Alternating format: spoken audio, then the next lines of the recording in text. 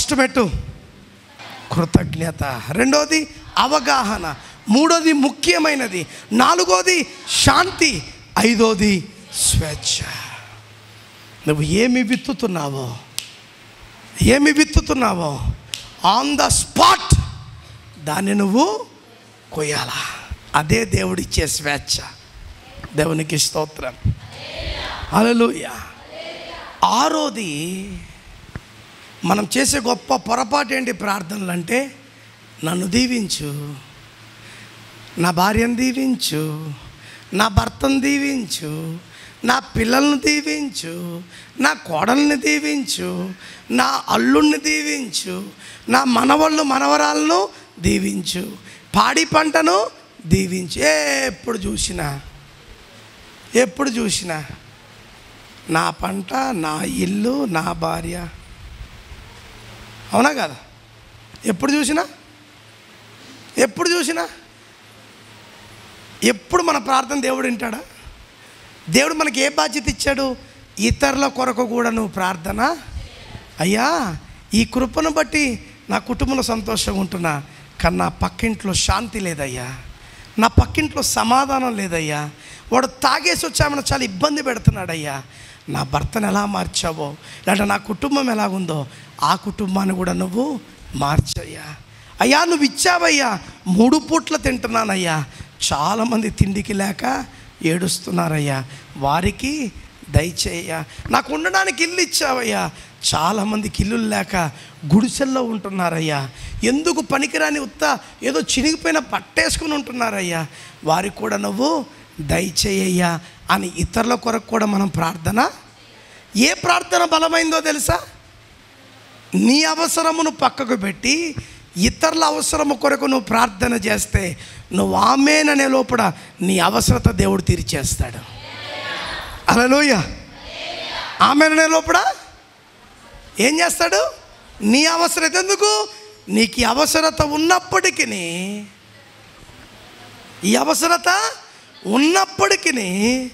నువ్వేం చేస్తున్నావు?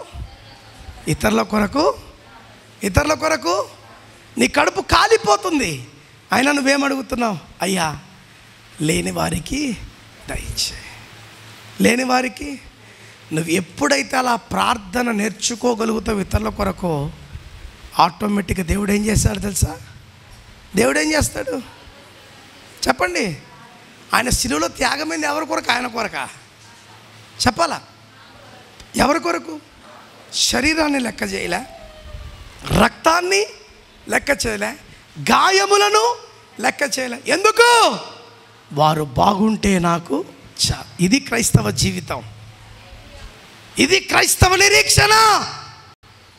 నాకేం కాదయ్యా, వారిని కూడా నువ్వు లేకపోతే. అందుకే దేవుడు ఎప్పుడు తన కొరకు ఆలోచించాలి. ఎవరి కోసం ఆలోచించాడు చెప్పండి? ఎవరి కొరకు ఆలోచించాడు? ఎవరి కొరకు? మన కొరకు, దేశము కొరకు. అందుకే దేశంలో ఉన్న నాయకుల కొరకు ప్రార్థన చేయాలి, అధికారుల కొరకు ప్రార్థన. పేరు చెప్పిన అవసరం లేదు. మమ్మల్ని పరిపాలిస్తున్న నాయకులను దర్శించండి, మంచి పరిపాలించగలిగిన జ్ఞానమును దయచేయండి. ఇతరుల కొరకు ఏం చేయాలా చెప్పండి? ఇతరుల కొరకు ఏం చేయాలా? ప్రార్థనలు చేయాలా. చూద్దామా? సామెతల గ్రంథము 11వ అధ్యాయము 25వ వచనం. ఔదార్యము కలిగిన వారు పుష్టి నొందుదురు, నీళ్లు పోయు వారికి నీళ్లు పోయబడును. దేవునికి స్తోత్రం. మంచి మనసిస్తే నువ్వు పుష్టిగా ఉంటావు. నువ్వెవరికన్నా సహాయం చేస్తే మరలా నీకు అది పోయబడుతుంది. ఇప్పుడు పరిచర్య కోసమే నువ్వు పోసావు, దేవుడు ఏం చేస్తాడు? మరలా తిరిగి నీకు వస్తాడు. అందుకే మనకి ఏ మనసు ఉండాలి? ఇచ్చే మనసు. చాలామందికి ఇచ్చే మనసు ఉండదు. ఎందుకు ఇవ్వాలా, ఏంటికి ఇవ్వాలా? నువ్వు ఇస్తుంది మానవునికి కాదు, నువ్వు ఇస్తుంది దేవునికి అనే విషయాన్ని మర్చిపోద్దు. నువ్వు హృదయపూర్వకంగా ఎప్పుడైతే ఇస్తావో అంతే హృదయపూర్వక దానికి రెట్టింపు కార్యమును దేవుడు నీ జీవితంలో చేస్తాడు. దేవునికి స్తోత్రం కలుగును గాక. ఇదే సామెతల గ్రంథం 3వ అధ్యాయం 27వ వచనాన్ని చదువుకుందాం. చేయుట మేలు చేయుట నీ చేతనైనప్పుడు దాన్ని పొందదగిన వారికి చేయకుండా వెనుక తీయకుము. చేయకుండా వెనక్కు తీయొద్దు. ఇది ఎవరి మాట? దేవుని మాట. నీకు చేయగలిగిన స్తోమత ఉంది, చేయి. నేనేంటివి చేస్తా, వాళ్ళంటే నాకు పడదు, నేను ఇయ్యను అని అనుకున్నావు అనుకో, పోతావు. అలా చేయకుండా నీ హస్తాన్ని ఎప్పుడు వెనక్కి. అందుకే ప్రభు పరిచర్యకు, ప్రభు కార్యాలకు ఎప్పుడు నీ చెయ్యి ముందుకు వస్తూ ఉండాలా. నువ్వెంత హృదయపూర్వకంగా నీ చెయ్యిని చాపుతావో అంతే హృదయపూర్వకంగా దేవుడు నిన్ను ఆశీర్వదిస్తాడు. దేవునికి స్తోత్రం. ఇప్పుడు ఒక ప్రాముఖ్యమైన మాట చదువుకుందాం. 1 పేతురుకు రాసిన పత్రిక 4వ అధ్యాయం 10-11 వచనాలు త్వరగా. దేవుని నానా విధమైన కృప విషయమై మంచి గృహ నిర్వాహకులై ఉండి. మనం ఎలాగుండాలంటండి? మంచి గృహ నిర్వాహకులమై ఉండాలి. ఒక్కొక్కడు కృపావరము పొందిన కొలది ఒకనికొకడు ఉపచారము చేయుడి. ఒకడు బోధించిన ఎడల దైవోక్తులను బోధించునట్టు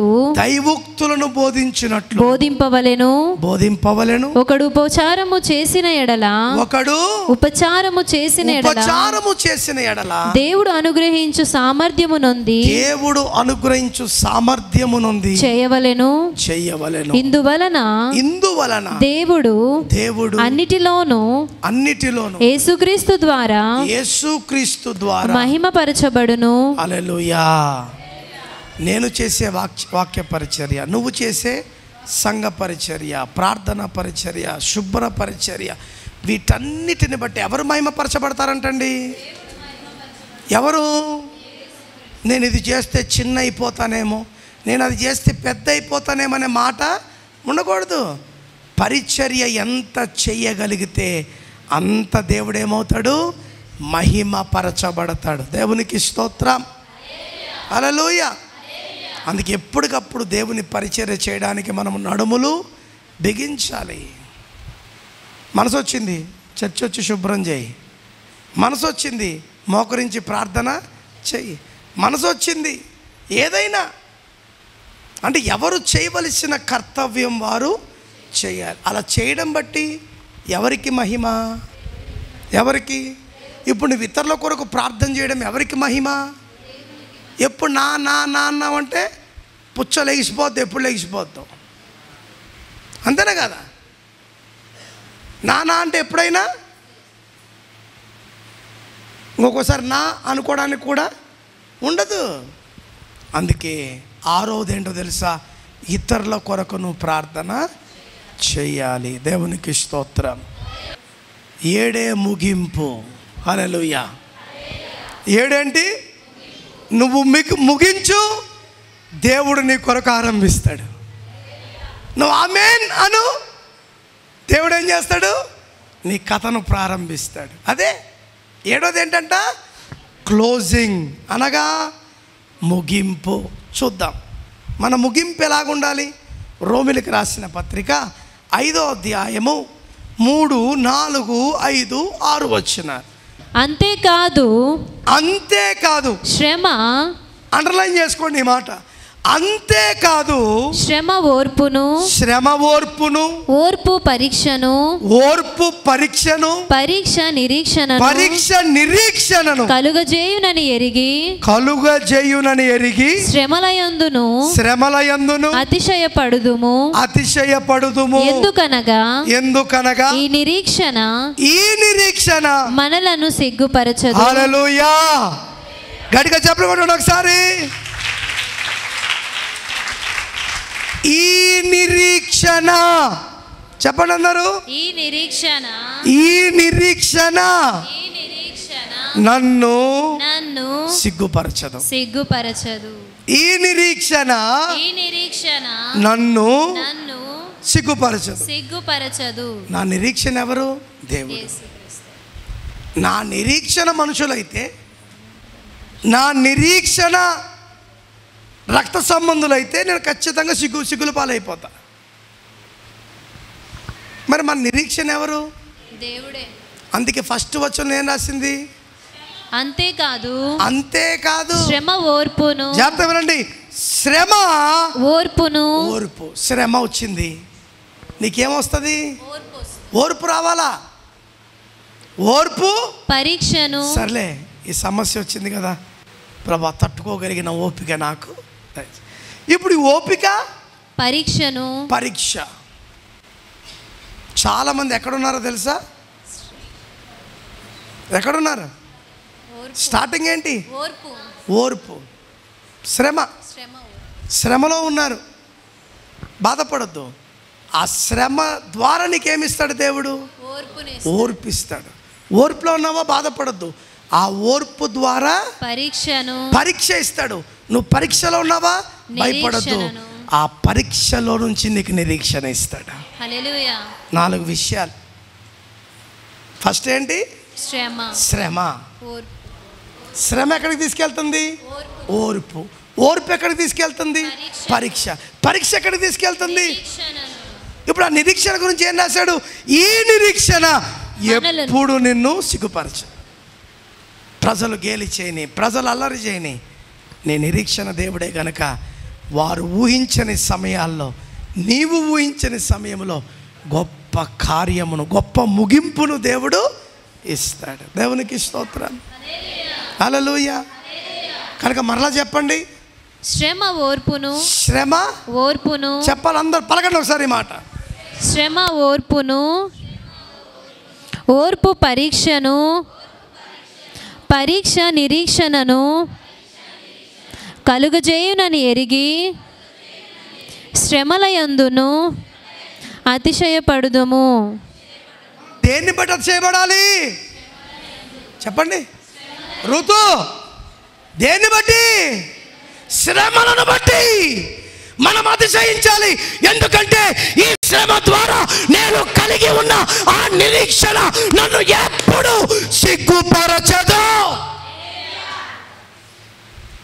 అందుకే దేవుడు ఏం చేస్తున్నాడు? శ్రమ ఓర్పునిస్తుంది, ఓర్పు పరీక్షనిస్తుంది, పరీక్ష నిరీక్షణ ఇస్తుంది. దేవునికి స్తోత్రం. ముందేంటి? శ్రమ దగ్గరే పడిపోయావు అనుకో. ఎక్కడ? శ్రమ దగ్గరే పడిపోయావు అనుకో. పజారి గారు ఏమవుద్ది? ఎక్కడికి పోలేం? ఎక్కడికి? ఓర్పుకి వెళ్ళాం. ఓర్పులోనే పడిపోతే పరీక్షలకు వెళ్ళాం. పరీక్ష లేకపోతే, అవునా కాదా? మనం పాడతాం, నే యాత్రికుడను. దాన్ని ఒక శరణం ఉంది. ఏంటి ఆ శరణం? శోధింపబడినంతలో ఎంతో ఆనందం, ఎంతో సంతోషం, పరమానందమే. శోధింపబడినంతలో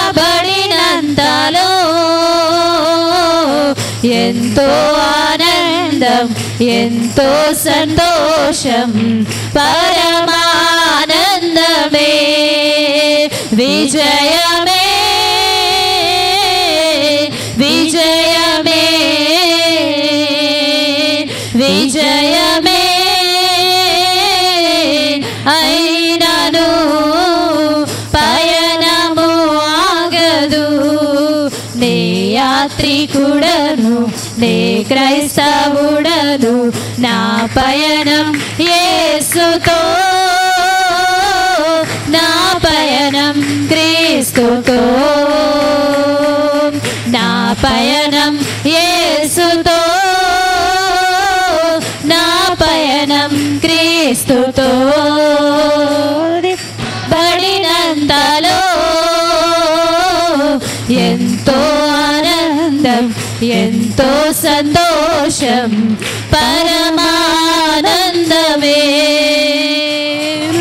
శోధింపబడినంతలో ఎంతో ఆనందం, ఎంతో సంతోషం, పరమానందమే.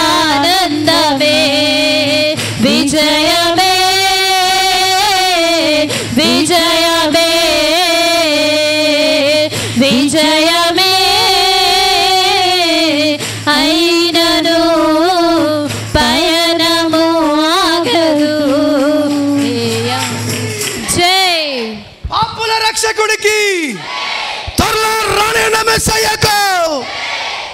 ఇప్పుడు చెప్పండి వాక్యం. శ్రమ, ఓర్పు, ఓర్పు పరీక్ష, పరీక్ష నిరీక్షణ.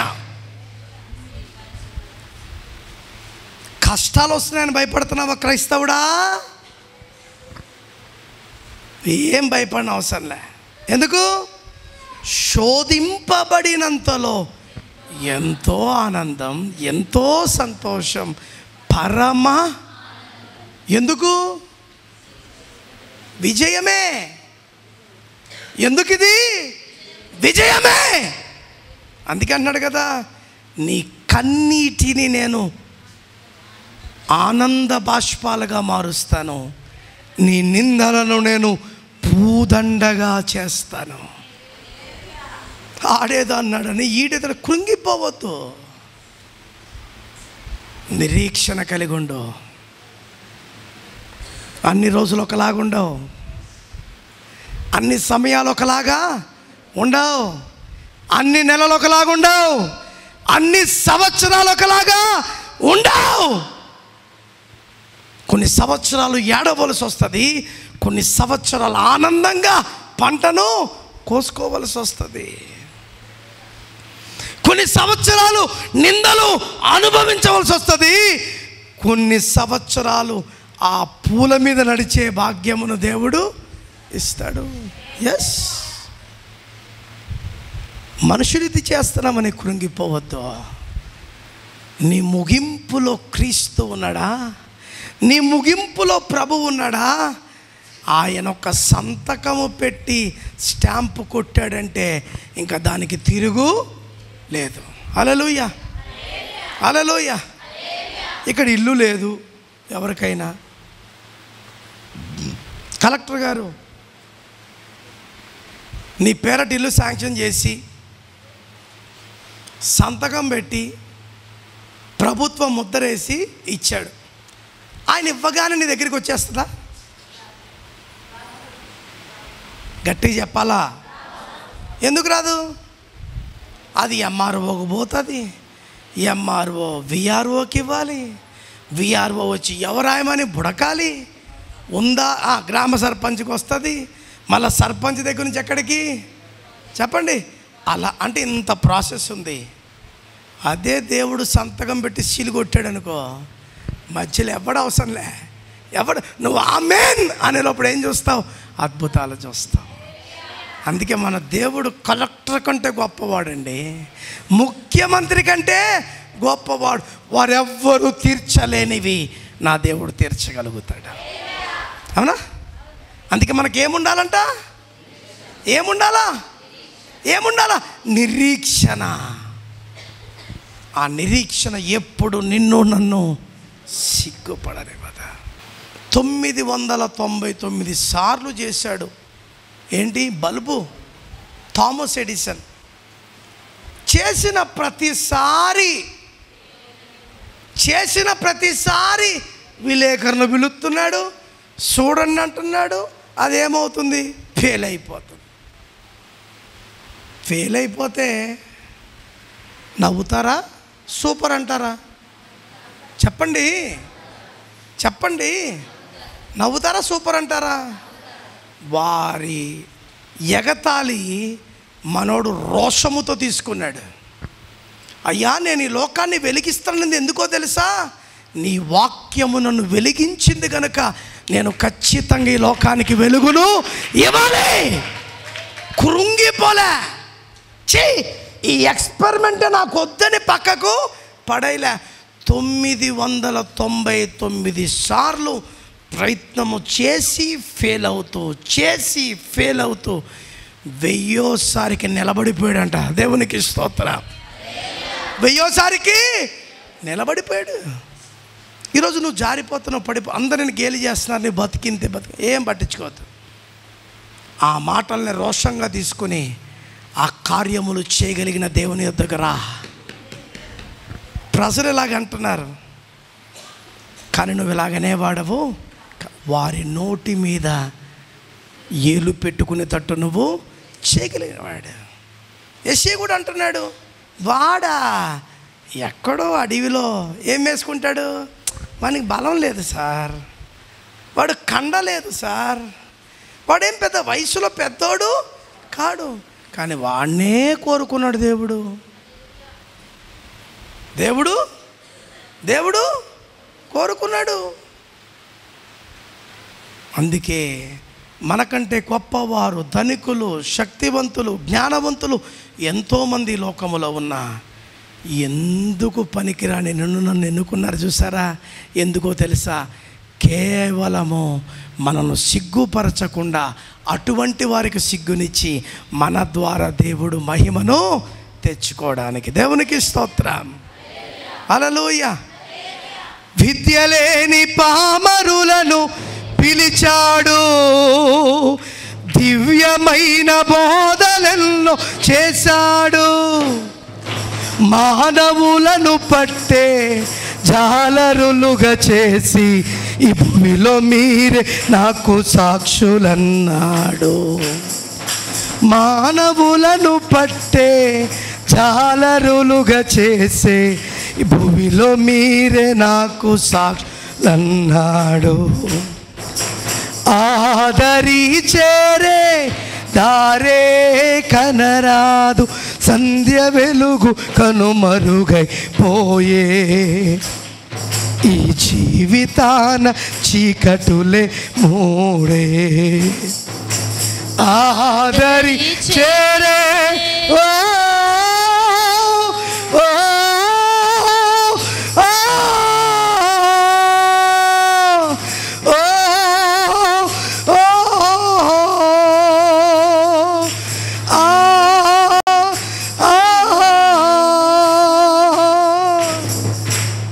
చేపలు పట్టే వారి దగ్గరికి వెళ్ళి యేసయ్య అంటున్నాడు, మీ వలలను విడిచిపెట్టి నన్ను వెంబడించండి.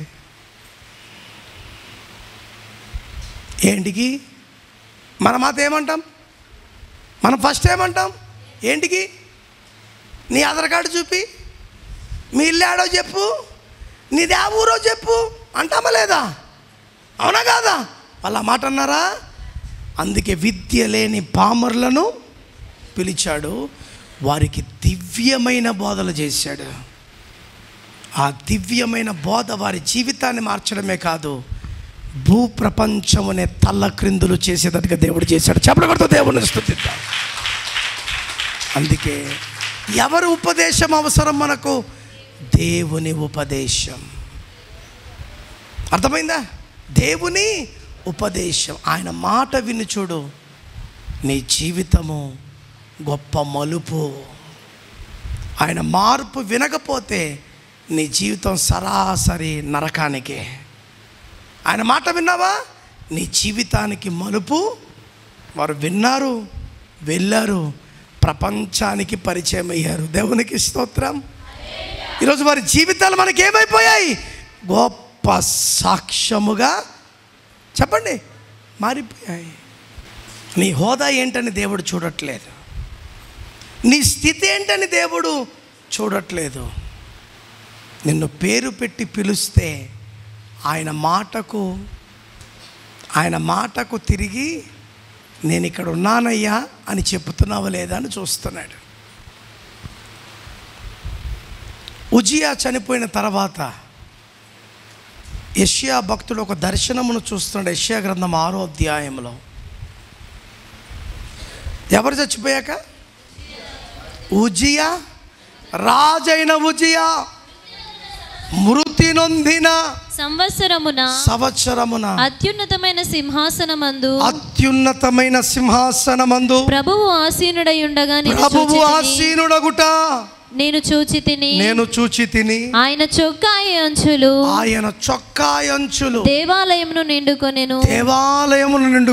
ఆయనకు పైగా సేరాపులు నిలిచి ఉండిరి. ఒక్కొక్కరికి 6 రెక్కలు కలిగి ప్రతివాడు 2 రెక్కలతో తన ముఖమును 2 రెండు రెక్కలతో తన కాళ్ళను రెండు రెక్కలతో ఎగురుతూ వారు సైన్యములకు ఏమని పాడుతున్నాడు తెలుసా?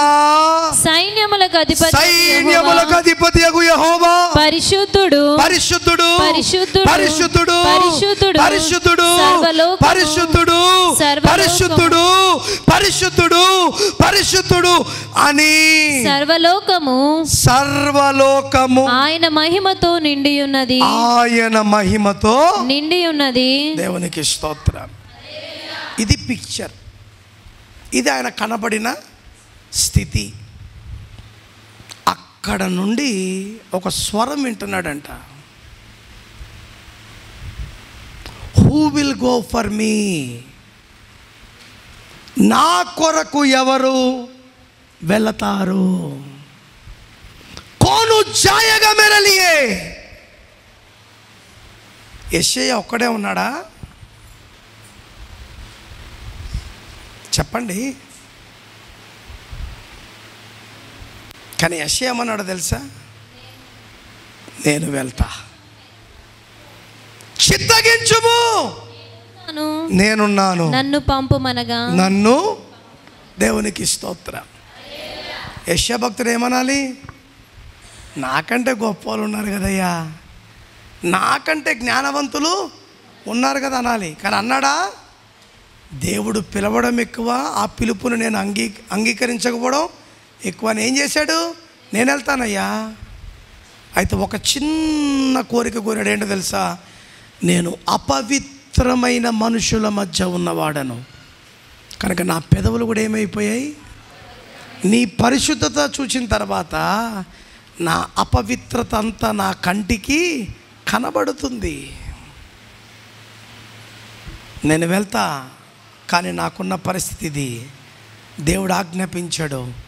ఒక దూత వేడిగా మండుతున్న దాని నుంచి ఒక బొగ్గు లాంటిది తీసుకుని వచ్చి ఎవరి పెదవులు దాకిందంట? యెషయా పెదవులు.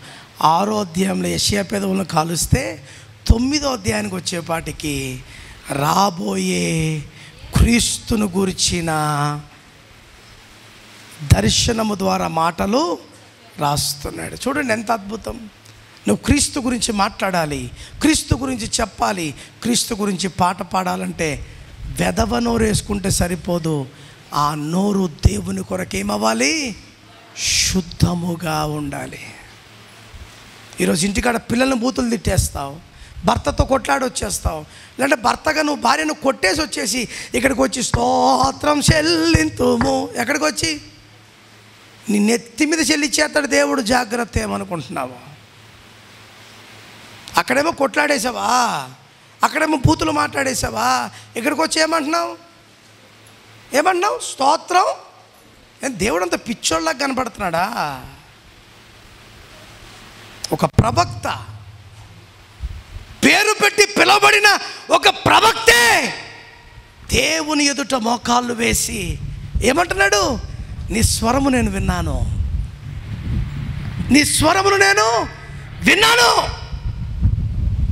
ఎవ్వరికి ఛాన్స్ ఇవ్వను, నేనే పోతా. కాకపోతే నేను పోవాలంటే నువ్వు నా నోటిని శుద్ధి చేయాలా. దేవుడు ఏం చేశాడు? పాతకాలంలో పాట ఉండదు, యెషయా పెదవులు కాల్చితివి యెహోవా సేవకు.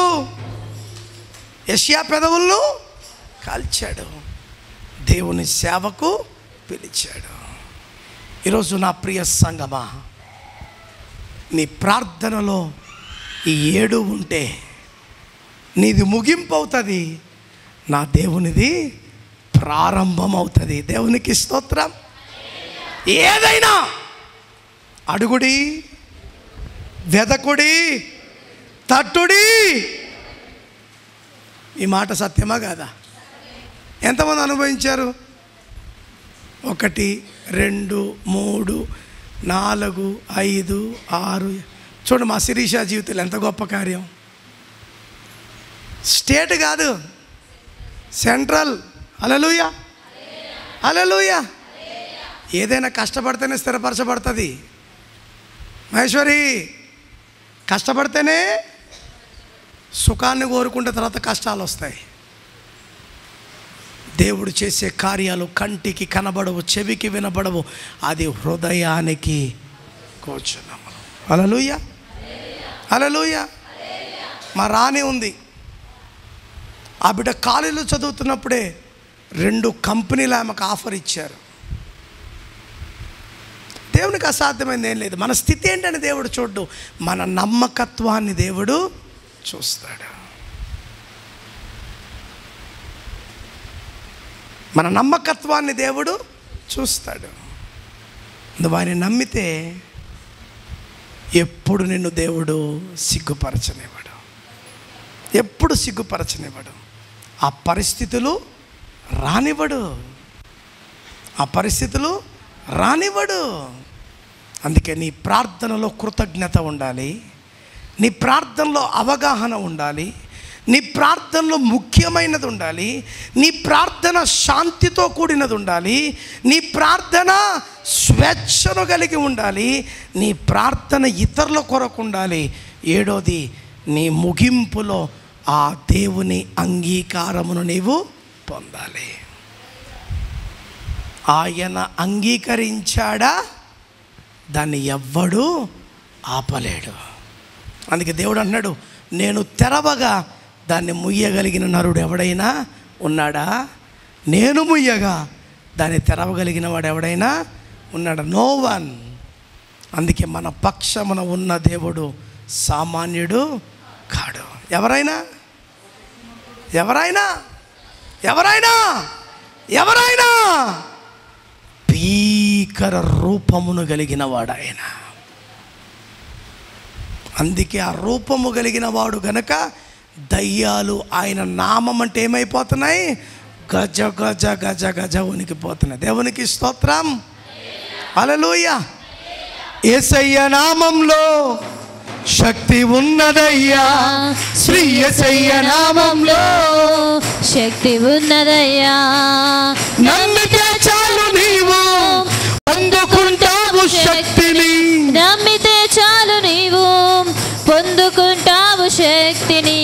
యేసయ్య నామములో శక్తి ఉన్నదయ్యా, శ్రీ యేసయ్య నామంలో శక్తి ఉన్నదయ్యా.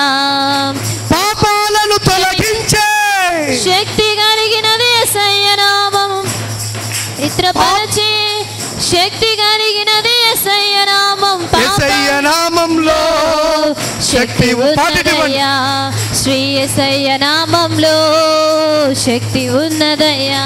నమ్మితే చాలు నీవు పొందుకుంటావు శక్తిని, నమ్మితే చాలు నీవు పొందుకుంటావు శక్తిని. యేసయ్య నామంలో శక్తి ఉన్నదయ్యా, శ్రీ యేసయ్య నామంలో శక్తి ఉన్నదయ్యా. రోగికి స్వస్థతనిచ్చే శక్తి కలిగినది యేసయ్య నామము, మనసుకు నెమ్మదినిచ్చే శక్తి కలిగినది యేసయ్య నామము. రోగికి స్వస్థతనిచ్చే శక్తి కలిగినది యేసయ్య నామము, మనసుకు నెమ్మదినిచ్చే శక్తి కలిగినది యేసయ్య నామము. యేసయ్య నామంలో శక్తి ఉన్నదయ్యా, శ్రీ యేసయ్య నామంలో అందరము లేచి నిలబడదాం. ఉన్నదయ్యా, నమ్మితే చాలు నీవు పొందుకుంటావు శక్తిని, నమ్మితే చాలు నీవు పొందుకుంటావు శక్తిని. యేసయ్య నామంలో శక్తి ఉన్నదయ్యా, శ్రీ యేసయ్య నామంలో శక్తి ఉన్నదయ్యా.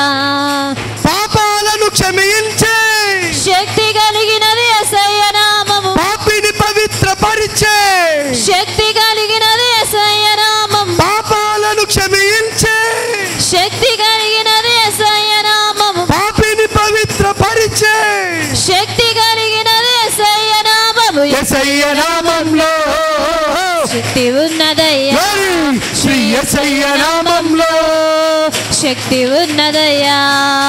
నమ్మితే చాలు నీవు పొందుకుంటావు శక్తిని, నమ్మితే చాలు నీవు పొందుకుంటావు శక్తిని. యేసయ్య నామంలో శక్తి ఉన్నదయ్యా, శ్రీ యేసయ్య నామంలో శక్తి ఉన్నదయ్యా. శ్రీ యేసయ్య నామంలో ఉన్నదయ్యా, శ్రీ యేసయ్య నామములో శక్తి ఉన్నదయ్యా.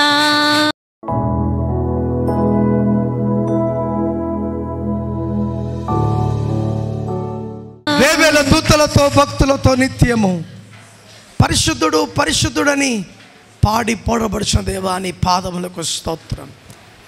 నీ నామము యొద్దకు వచ్చినప్పుడు మేము చేయవలసిన 7 ప్రాముఖ్యమైన మెట్ల గురించి మేము నేర్చుకున్నామయ్యా. నైనా దీని ద్వారా మాకు జ్ఞానమును ప్రసాదించి మా ప్రతి మెట్టులో నీకు అనుకూలముగా మేము మార్చబడుతూ నీ చిత్తము కొరకు కనిపెట్టే కృప దయచేయండి. విత్తే వారముగా కాక కోసుకునే వారిగా కూడా మమ్మల్ని చేయండి. ప్రార్థన చేసేవారిగా కాక దాన్ని నమ్మి పొందుకునే స్థితిని మాకు దయచేయండి. ఎందరైతే ఈ మాటలు విన్నారో ఈ మాటలు వారి హృదయాలలో మీరు భద్రపరచమని ప్రార్థిస్తున్నా. శక్తితో బలముతో నింపి నడిపించి నీ కార్యమును జరిపించమని, కేవలము నిరీక్షణ కలిగే జీవితాలుగా మా జీవితాలను మీరు ఉంచి నడిపించమని, మా నిరీక్షణ ఎప్పుడు సిగ్గుపడదు నాయన. నువ్వు మా పక్షాన ఉండగా కనుక నిశ్చయముగా నువ్వు మా పక్షమున రావాలంటే మేము మీ పక్షమున ఉండాలి. అట్టి రోషము కలిగిన బ్రతుకు జీవితాన్ని మాకు అనుగ్రహించి నడిపించమని మమ్మల్ని మేము తగ్గించుకుంటూ నీ నామాన్ని మాత్రమే ఇచ్చిస్తూ యేసు పరిశుద్ధ నామములు అడుగుచున్నాము తండ్రి. ఆమేన్. God bless you.